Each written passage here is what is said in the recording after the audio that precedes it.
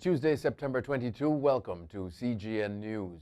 The United States government has donated a 70-bed mobile field hospital to Jamaica to assist the country's coronavirus fight.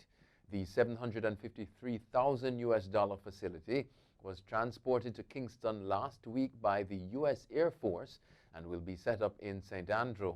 It was purchased as part of the U.S. Southern Command's Southcom ongoing assistance to the Caribbean, Central America, and South America. According to a statement from Southcom, the hospital is equipped to operate autonomously and includes 2 diesel generators and 8 air conditioning units. The statement said the hospital will be set up September 21 through 23 before being officially delivered to the Jamaican government on Thursday, September 24, at a ceremony at the National Chest Hospital in St. Andrew. The main opposition St. Lucia Labour Party, SLP, has officially opened its election campaign headquarters in the capital. The general election is constitutionally due by September 2021, but is widely expected to be held before that date. Opposition leader Philip J. Pierre said that the party is ready and equipped to take up the mantle of leading the country, quote, out of the economic and social morass, end quote, into which it has descended.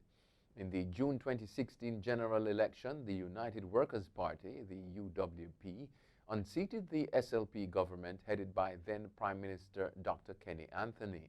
But Pierre believes that St. Lucians have had a rough time since the Chastanet administration came to power. He accused the ruling administration of being, quote, vindictive and callous and using state power to persecute political opponents and innocent citizens.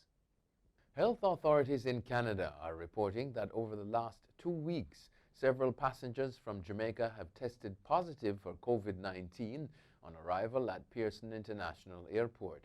Since August 31, 21 flights from a variety of international destinations that landed at the airport had COVID-19 cases.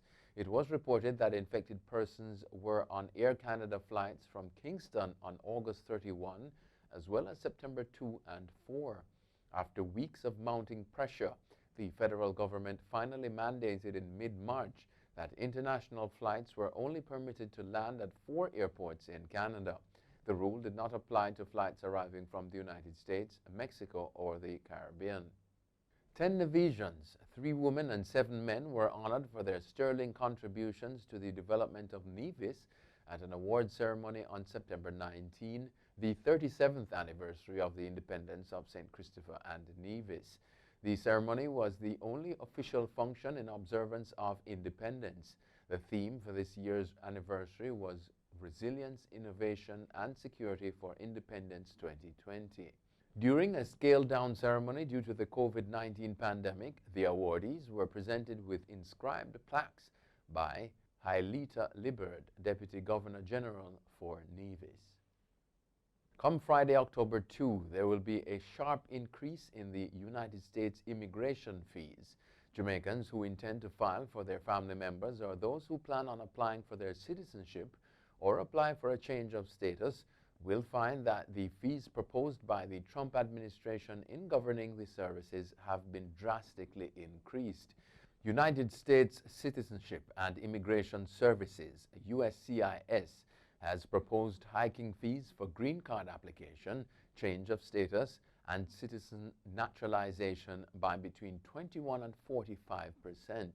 Green card application fees will move to $2,750, change of status to just under $1,000, while naturalization will cost $1,170.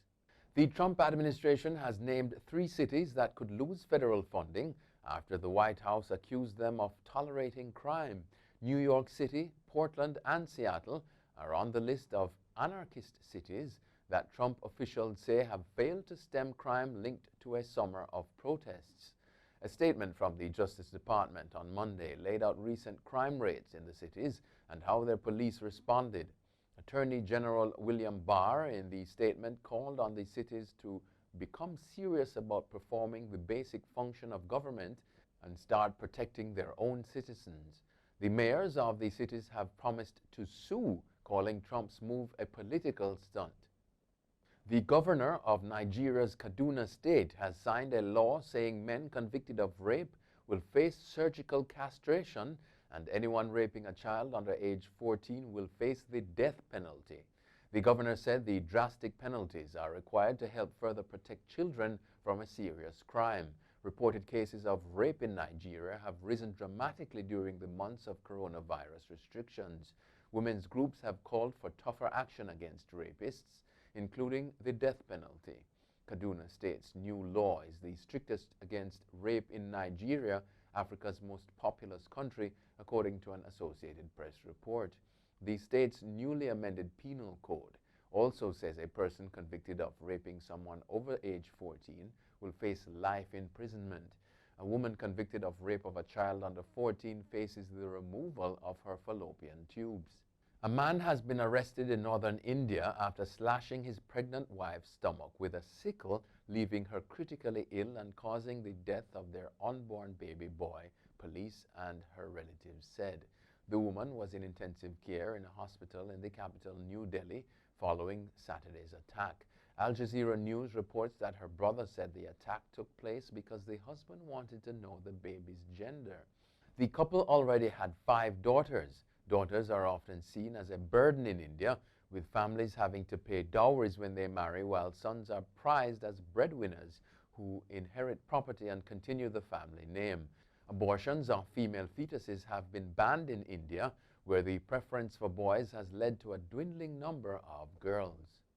An unnamed woman was arrested on suspicion of sending a package containing ricin, a poison that is found naturally in castor beans, to President of the United States Donald Trump. The woman was found at a border crossing in Buffalo, New York, as she tried to enter the U.S. from Canada. She was reportedly carrying a gun. According to a BBC report, the letter containing the deadly poison is believed to have come from Canada. The Trump administration is yet to comment on the reports. A distinguished alumnus of the University of the West Indies, the UWI, Dr. Doyle Slipher, recently donated $250,000 to the UWI's Global Giving campaign, joining in building a culture of philanthropy at the regional university. The gift, which is an initial investment towards the establishment of the Dr. Doyle and Linda Slipher Endowment Fund, will be used to provide scholarships and bursaries to deserving medical students across the university's 5 campuses. A 93-year-old retired board-certified clinical and surgical pathologist in the United States, Slipher was UWI's first foreign student in the Faculty of Medicine. He shared that the period 1964 to 1968 turned out to be some of the best years of his life. Slipher has been a very generous benefactor of the UWI Faculty of Medicine, donating a range of equipment to the laboratories and sponsorships towards tuition and fees consistently over 50 years. That's it for CGN News. I'm Scott Wilson. Thanks for watching.